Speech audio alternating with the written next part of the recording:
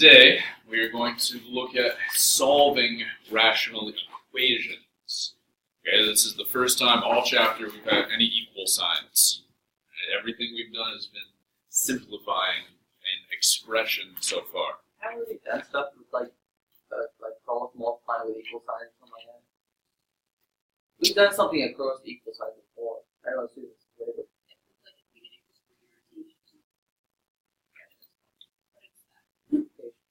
Well, when we did some trig stuff, we ended up kind of solving using cross multiplying a little bit.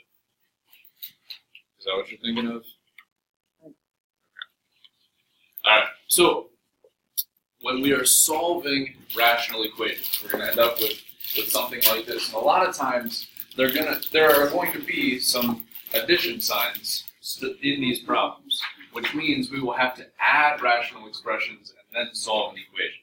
Okay? So the way that we solve, okay, Mikey kind of already alluded to, we're going to end up cross-multiplying. But first, okay, we need to just have one fraction equal to one fraction. Okay, here I've got one fraction equal to two fractions. Right? Two fractions being added together. So I need to do that addition first and then cross-multiply.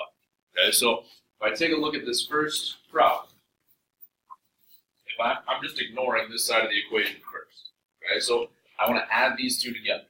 To do that, I need common denominators. All these already have common denominators. Right? So I can go ahead and add the numerators together. So this one will stay the same over here. 2n plus 4 over 5n squared. And now if I add these two together, n minus 2 plus 1, I'm combining like terms. So I would combine the negative 2 and the 1. Negative 2 plus 1 is negative 1, so this would end up just being n minus 1 over n squared. Okay. Now that I have one fraction equal to one fraction, now I can cross multiply. Okay. So cross multiply means I'm going to multiply this by n squared, and I'm going to multiply this by 5n squared. So what that looks like, I'm going to write it like this first. I'm going to say n squared times 2n plus 4 equals 5n squared times n minus 1. Okay. Now, I'm going to distribute on both sides of the equal sign here. So what's n squared times 2n?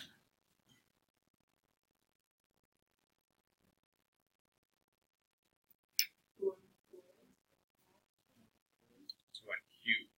Right? I'm going to have 3 n's then. Right? So this would be 2n cubed. Then n squared times 4. 4n squared.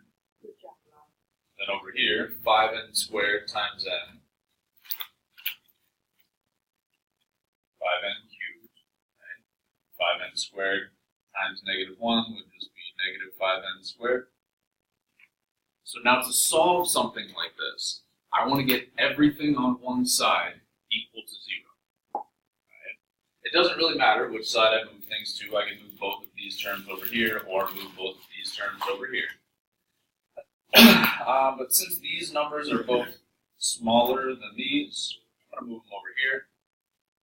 So I'm going to subtract 2n cubed from both sides. Notice I'm going to write it underneath of the like term.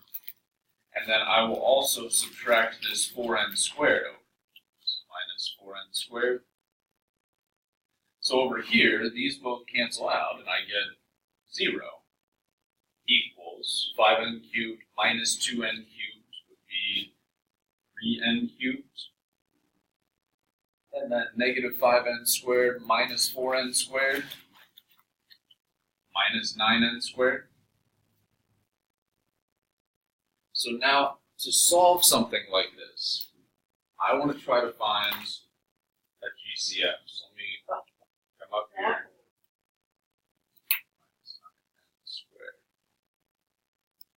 Okay, I want to try to find a GCF.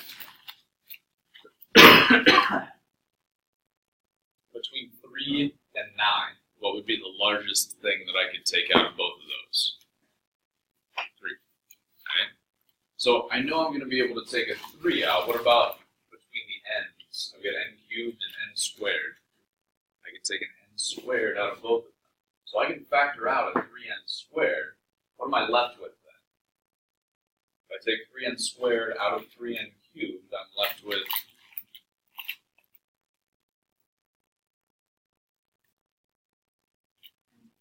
just n, right? Remember, when we're taking something out, we're dividing. So 3n cubed divided by 3n squared is n. How about if I take 3n squared out of negative 9n squared? Minus 3, right?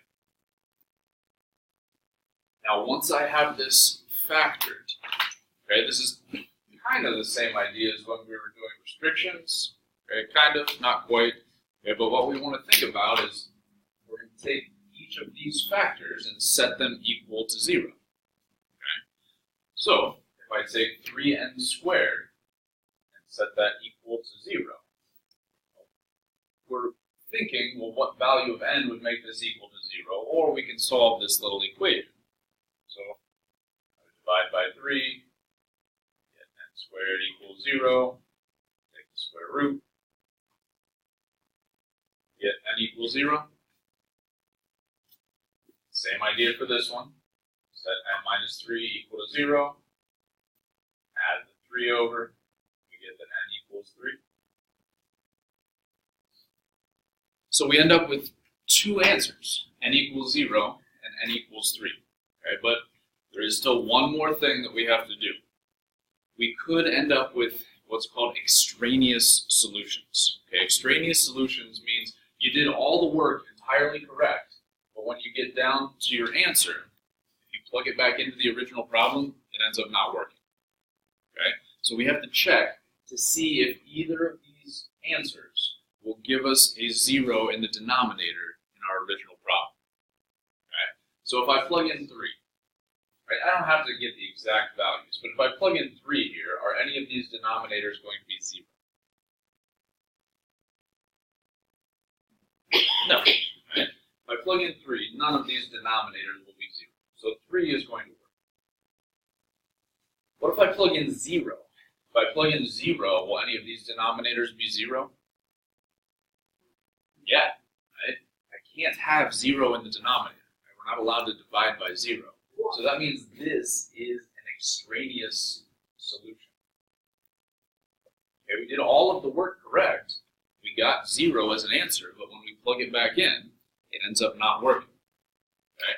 So for this problem, we actually only end up with one solution. So it is important to check at the end to see if we came up with any extraneous solutions, because they do show up. That was a decent bit of work.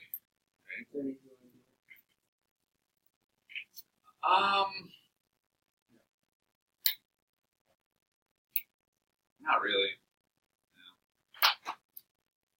No. There is a different way, but I don't think it's any easier. All right, we feel okay so far? Yeah. All right, let's do another one together. All right. So on number 2, I've got 1 over 2m plus 1 over 4m squared equals 1 over m squared. What's my first step? Make more correction on the addition side, common denominator. Right, I want to get common denominators between these two fractions so I can add them together. Each one, but that's like 2m? 2m, exactly. Right, if this denominator is 4m squared, I need to figure out what I need to multiply this by to get 4m squared. Right, well, that would be 2m. So I'm going to multiply this fraction by 2m over 2m. When I do that, 2m times 1 is 2m over 2m times 2m would be 4m squared. Plus 1 over 4m squared equals 1 over m squared. Now what?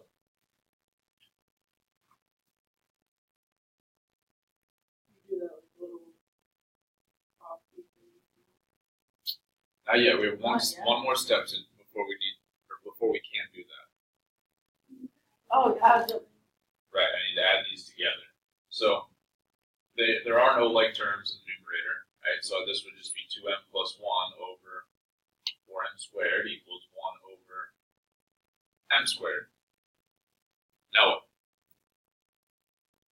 How do you do that crossy thing? Now we can do that crossy thing. So I will have m squared times 2m plus 1 equals 1 times 4m squared is just 4m squared.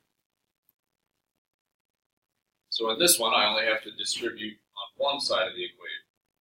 So m squared times 2m would be 2m cubed. Then m squared times 1 would be m squared. Now what?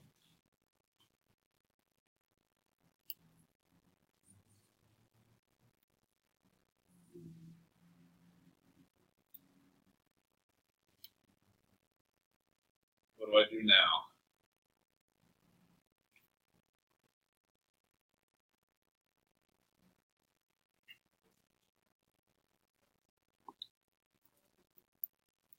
Subtract which one?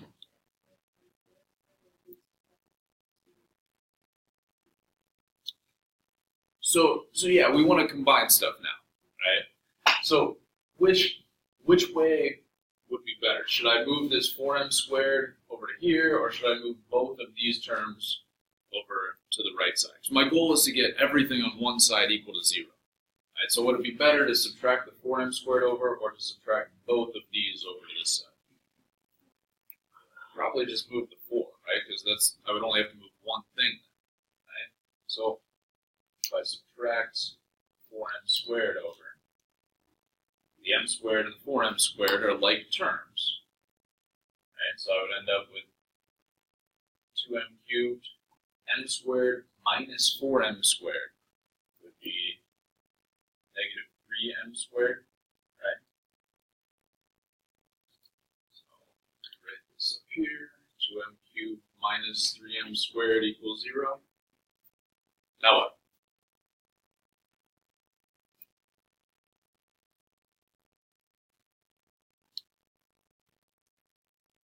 Try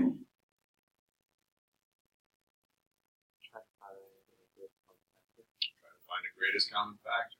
All right, so between 2 and 3, is there a number that I can take out? No. What about between m cubed and m squared?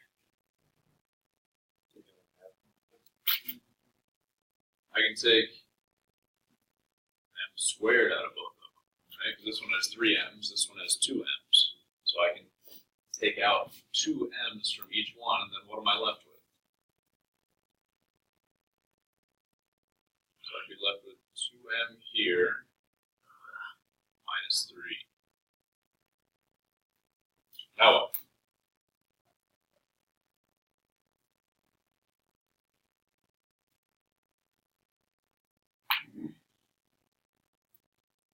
That's my next step.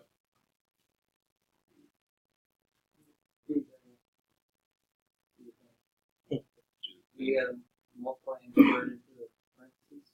Well, no, we don't want to do that, because we would just get right back to this step then.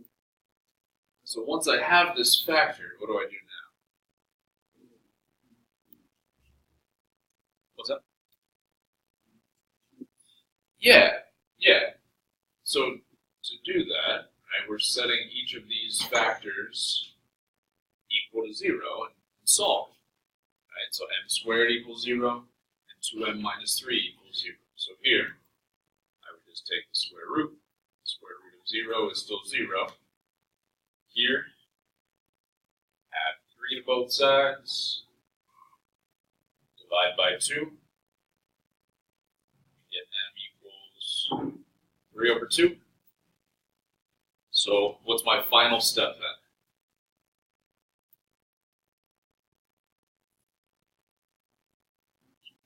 Yeah, we gotta check, right? So plug both of these back into the original equation. So if I plug 0 in, will I get a 0 in any denominator?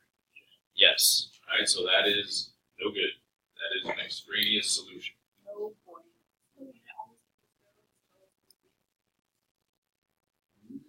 Not always. whenever, whenever we have something in the denominator that's being multiplied, right, or just a single term, like all of these ones that we looked at here are all single terms. So obviously, if I plug 0 in there, we would get that that doesn't work. But I mean, we could have something that's like 1 over x minus 2 plus 4 over x minus 3 equals 2 over x plus 1. Right? If we somehow got 0 as a solution there, that would work, right? Because if I plug 0 in, I don't ever get a 0 in the denominator. So, not always. What about 3 halves? If I plug 3 halves in, do I get a 0 in the denominator anywhere? No. Right? So, 3 halves is my only solution to this one. Now, eventually, is there going to be more than just one solution? Or? It's possible. Actually, I don't think any of the ones that we're going to look at are going to have more than one solution. Yeah. Okay. All right. Other questions? All right. Then you guys try number 3. Okay. Go ahead and try number 3.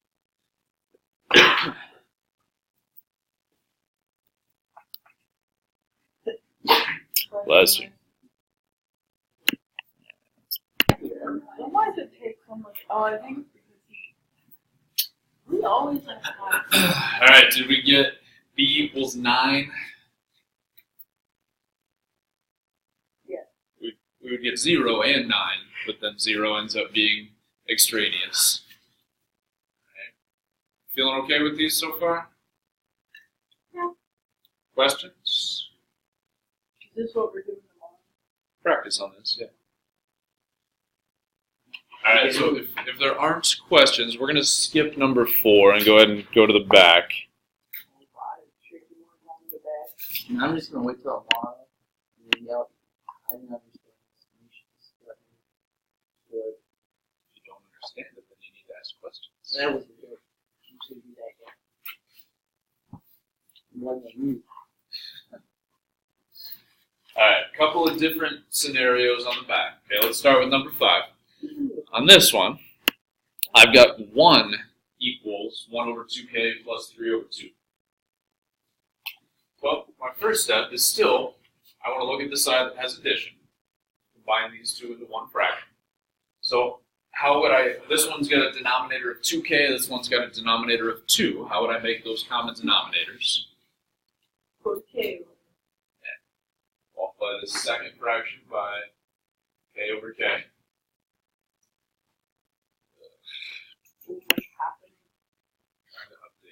What's happening? So, when I do that, I would just get 1 over 2k plus 3k over 2k. Lots of k's. Now I can combine these two fractions. Right? So I don't have any like terms in the numerator. So I can just say this is 3k plus 1 over 2k.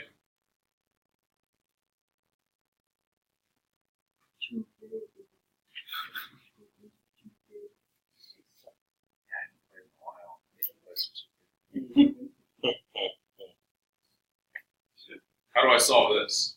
This one over here isn't a fraction right now. It's just 1. So how do I cross multiply if I don't have a fraction over here? Right? Yeah, so I would put this number over 1. Right? I can always put a number over 1. Now I do have a fraction. So now I can cross multiply. So when I cross multiply, I have 2k times 1. Well, that's just 2k. And then 1 times 3k plus 1. Well, that's just going to be 3k plus 1. So now, if I have something like this, where I don't have any squares or cubes or anything, okay, this is just a very straightforward equation to solve. Right? I just want to get my variable on one side, my numbers on the other, to finish this out. So I can subtract 3k from both sides. I would get negative 1k equals 1. Still So I'll have to divide by negative 1 here to get k by itself. And then I will get k equals negative 1.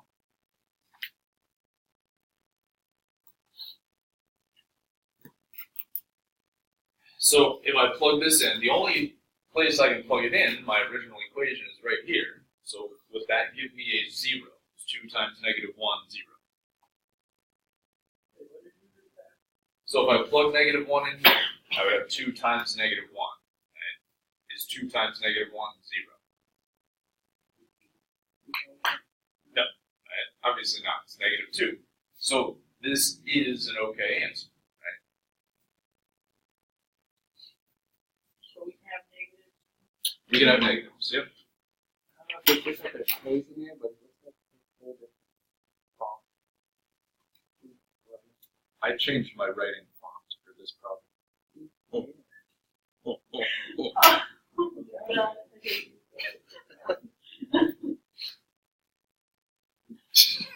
Yeah, it looks different. Ever said. Oh my I sent it. It's like, He said a lot I'm stupid. sure he said stupid. I don't know, it's like, It's the stupidest thing he said this week. It's only the second day we've been here this week. Either way. wait, isn't it? No excuse. Oh, We yeah. had Monday off and then snow day yesterday. I was So eating. glad about that. Oh, Friday. Oh. You were right on the mark. You might want to say, you just watch the weather. I mean, I said there was probably going to be a snow day yesterday. All right, so let's take a look at number 6 here. Okay, this one also looks a little bit different, okay, than the ones we did on the front. I've got some subtraction in my denominators here. So first step is still the same. I want to look at the side that has addition and get common denominators so I can combine those into a single fraction. So this denominator is m squared minus 4m. This denominator is m minus 4. This one looks a little bit trickier to try to make these look the same.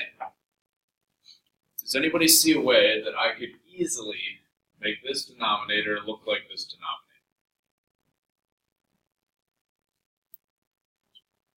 Multiply it by m, right? M times m would be m squared, and m times negative 4 would be negative 4m. Okay, so we may end up seeing something like that. Okay, so here, I'm just going to multiply this second fraction by m over n. So when I do that, this one stays the same, 3 over m minus 4. This one also stays the same, m squared minus 4m. But now, this one becomes m over, and when I'm multiplying, I'm distributing the m to both of these terms, right? So this would become m squared minus 4m.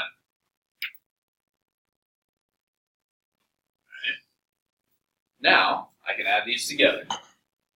So I'll have 3 over m minus 4 equals, so my numerators are just m and 1. Not really much I can do there. Right? So I'll just get m plus 1 over m squared minus 4m. Now what? Now we can cross multiply. So my cross multiplying here is going to be a little bit more involved, right? Here I'll have 3 times m squared minus 4m. But then over here, I'm going to have m minus 4 times m plus 1.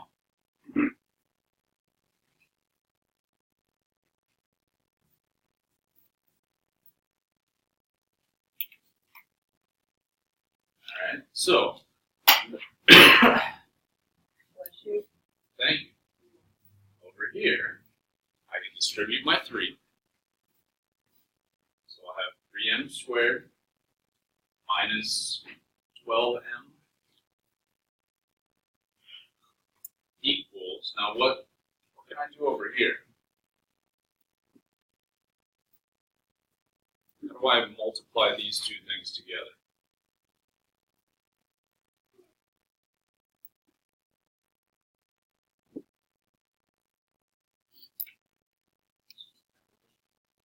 Yeah, it's just double distribution, right?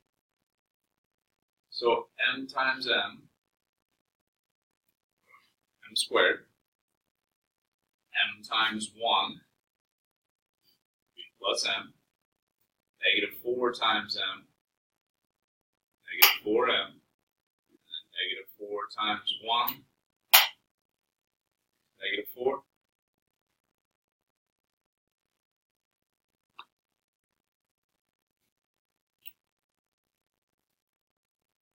So now I can combine these like terms right here. Right, so I would end up with m squared minus 3m minus 4. Now what?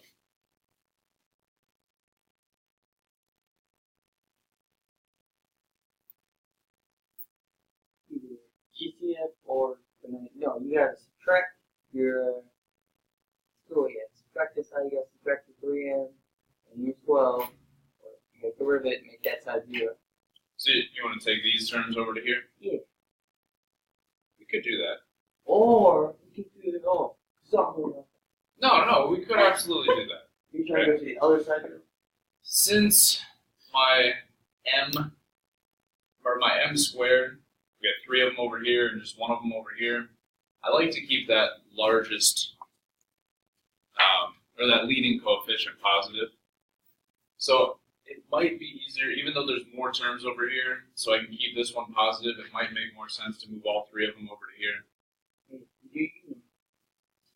Alright, so I'll subtract m squared over. I'll add 3m over. And I'll add 4 over. So when I do that, there's a lot going on here. Right? 3m squared minus m squared would be 2m squared. Negative 12m plus 3m would be minus 9m. And then I don't have anything to combine that 4 with.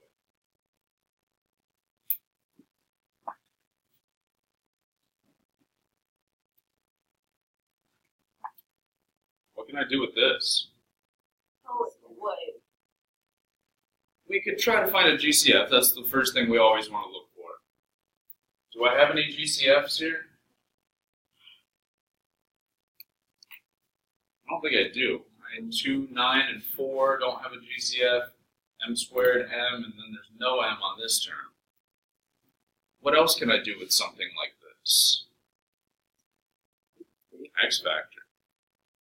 Right? I can X factor. Yeah, I've seen that 3 terms. You know, you shouldn't do it. And you knew what was coming. Right? Okay. So, how do I X factor? How can I X factor this? You gotta do your 2 times 4, which is 2 times 4. and you put negative 9 in the bottom. So 2 numbers that multiply to positive 8 that add to negative 9. I feel like it's an 8 and 1, but I don't know which one. Both are going to be negative. Both are negative. But then, since you got 2 instead of 1, you got it. What's it? You have to factor by grouping. There it is, that thing. Right? So that means I take this negative 9m and split it up into negative 8m and negative 1m. So 2m squared minus 8m minus 1m plus 4. Now we group the first 2, group the second 2, look for a GCF. So what can I take out of 2m squared minus 8m? Take 2 and an m out. What am I left with?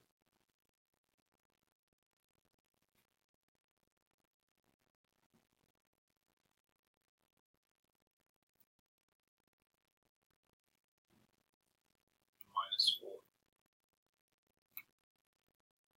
Now here I've got negative m plus 4. What can I take out of that so that this factor looks exactly the same.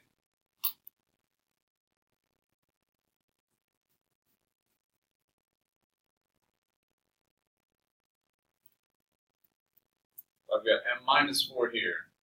I want this factor to end up becoming m minus 4. Yeah, I can take out a negative 1. So I would have negative 1 times positive m minus 4. So now these two factors are exactly the same. My final step for my factoring then is 2m minus 1 times m minus 4.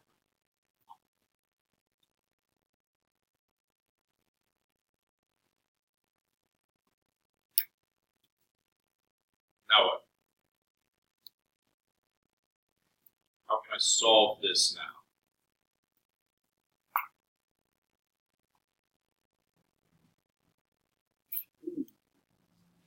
It's really similar to what we were doing on the front, right? Once I have something like this, Yeah, you gotta set your restrictions and then solve them. yeah, so it's not actually restrictions, Well, yeah. but yeah, it's similar. So I want to take both of those factors and set them equal to 0. Right? So I'm taking this 2m minus 1, setting it equal to 0, and taking this m minus 4 and setting it equal to 0. So add 1, divide by 2, we get m equals 1/2. Then here I would just have to add the 4 over, and I get m equals 4.